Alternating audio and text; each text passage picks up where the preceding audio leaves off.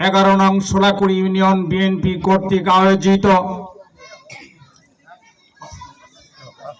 5 নম্বর word বিএনপির উঠান বৈঠকে আজকের অনুষ্ঠানের সম্মানিত সভাপতি 5 নং ওয়ার্ড বিএনপির সংগ্রামী সভাপতি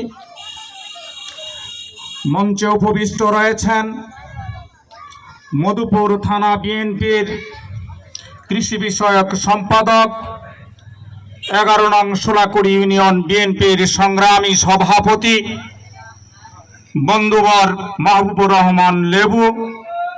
মঞ্চে উপবিষ্ট রয়েছেন 11 নং সোলাকুড়ি ইউনিয়ন বিএনপির সংগ্রামী সাধারণ সম্পাদক সরকার মোহাম্মদ লাল মিয়া।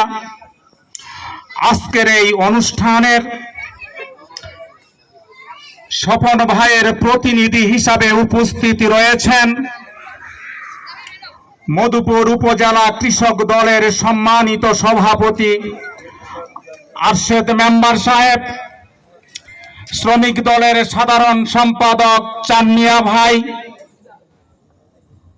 কৃষক দলের সোলাকুড়ি ইউনিয়ন শাখার সম্মানিত সভাপতি, শ্রমিক দলের সম্মানিত সভাপতি, উপস্থিতি সকল সংগঠনের নেতৃবৃন্দ, আমার সম্মুখে যারা আমার কথা শুনছেন পিতৃতুল্য সমবয়সী পর্দার আড়ালের মা ও বোনেরা, আবারও জানাচ্ছি সালাম আমার পক্ষ থেকে, শহীদ জিয়ার পক্ষ থেকে, দেশনেত্রী বেগম খালেদা জিয়ার পক্ষ থেকে, তারেক রহমানের পক্ষ থেকে, স্বপন ফকিরের পক্ষ থেকে লাল গোলাপ শুভেচ্ছা ও সংগ্রামী অভিনন্দন। বন্ধুরা আমার, আজকে এখানে আমরা উপস্থিত হয়েছি তারেক রহমানের 31 দফা কর্মসূচি বাস্তবায়নের লক্ষ্যে। তারই একটি ধারাবাহিকতার ধারা 31টা দফার মধ্যে আজকের যে দফা, সেই দফা হলো গণতন্ত্রকে জনগণের গোড় দোড়ায় পৌঁছে দেওয়া, যার ধারাবাহিকতায় আজকের এই উঠান বৈঠক শুরু হয়েছে সারা বাংলাদেশের আনাচে কানাচে, যেগুলা বিগত দিনে আপনারা কখনো এমপি নির্বাচনে দেখেন নাই। আপনারা দেখেছেন এমপি নির্বাচনে নমিনেশন দেওয়া শুরু হয়, তখনই এসে এমপি প্রার্থী যারা থাকেন তারা এসে মাঠে ঘাটে ভোট চেয়ে যান, কিন্তু কখনো উঠান বৈঠক হয়েছে আমি আমার 55 বৎসর বয়সে দেখতে পাই নাই। আজকে আমি বলতে চাই 2001 সনে আমাদের মাঝে স্বপন ফকির এসে উপস্থিত হয়েছিলেন একটা নির্বাচনকে কেন্দ্র করে। সেই নির্বাচনে আমাদের মধ্যে একজন প্রতিদ্বন্দ্বী প্রার্থী ছিলেন যার নাম ছিল খন্দকার আব্দুল গফুর মন্টু। সেই মন্টুকে নিয়ে যখন আমিও মন্টুর দল করেছি, মন্টুর গ্রুপ আমিও করেছি, সেই দিন আমরা বুঝতে পারিনি স্বপন ফকির এত ভালো মনের মানুষ, স্বপন ফকির এত উচ্চ পর্যায়ের নেতা। সেই দিন আমরা তাকে চিনতে পারি নাই। সেই দিন আমরা মনে করেছিলাম এই মন্টুই বোধহয় আমাদের সর্বোচ্চ নেতা, যার জন্য আমরা স্বপন ফকিরের বিরোধিতা করেছিলাম। স্বপন ফকিরকে আমরা মধুপুরে ষড়যন্ত্র করে তাকে ফেল করিয়েছিলাম। আমরা ভেবেছিলাম স্বপন ফকির মধুপুর থেকে ফেল করার পরে চলে যাবে, কিন্তু ভাগ্যের নির্মম পরিহাস, তিনি চলে যাননি, বরঞ্চ তিনি সেই আউস নাড়াতে 300-350 বিঘা জমি কিনে স্থায়ীভাবে বসতি স্থাপন করেছেন। তারপরেও আমরা অনেকেই তাকে বলি দেশি না বিদেশি।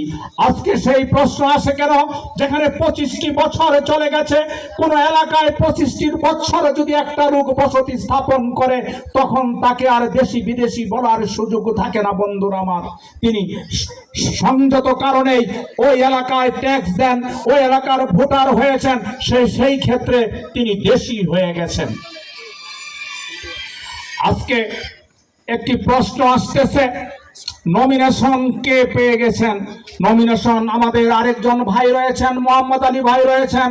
কালকে শুনলাম বিজয় মিছিল হবে মোহাম্মদ আলী ভাইয়ের, আজকে দেখতে পারলাম তার ভিন্ন চিত্র। কারণ হলো যে বড় ভাই সেই তো ছোট ভাইয়ের বাড়িতে দাওয়াত দিতে যায়, তাই নাকি? ছোট ভাই যদি ভুল করে বড় ভাই সেই গোসা ভাঙ্গানোর জন্য বড় ভাইকেই যেতে হয়। আজকে তারই ধারাবাহিকতায় স্বপন ফকির সাহেব আজকে মোহাম্মদ আলী সাহেবের অফিসে গিয়ে তাদেরকে বলে এসেছেন ঐক্যের কোনো বিকল্প নাই, নির্বাচনে যে প্রার্থী নমিনেশন পাবে সেই প্রার্থী তো ঐক্যের প্রয়োজন মনে করবে। আমি মনে করি স্বপন ফকিরের নমিনেশন কনফার্ম হয়েছে বলেই তিনি আজকে ঐক্যের জন্য ডাক দিয়েছেন। ঐক্যের কোনো বিকল্প নাই। আজকে যদি আমরা ঐক্য গঠন করতে না পারি, আবারও সেই 2001-এর যদি পুনরাবৃত্তি ঘটে, তাহলে আমাদের আর করার কিছু থাকবে না। আমাদের যে লজ্জা, সেই লজ্জা ঢাকার স্থান আমরা খুঁজে পাবো না। তার কারণ হলো 2008-এর নির্বাচনকে মঈনুদ্দিন ফখরুদ্দিনের যে কারসাজির মাধ্যমে হয়েছে।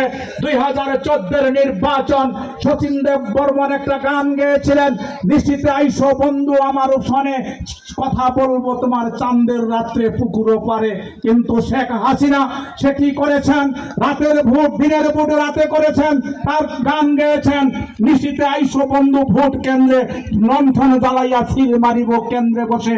আমরা কি দেখলাম? 2014-এর নির্বাচন সকাল 8টার মধ্যেই শেষ হয়ে গেল, আমরা ফেল করলাম। 2018-24-এর নির্বাচন আমরা প্রার্থী হয়ে নাই, আমাদেরকে বিভিন্ন মামলা মোকদ্দমা দিয়ে হয়রানি করা হয়েছে যাতে আমরা এলাকায় বসতি স্থাপন করতে না পারি। তারই ধারাবাহিক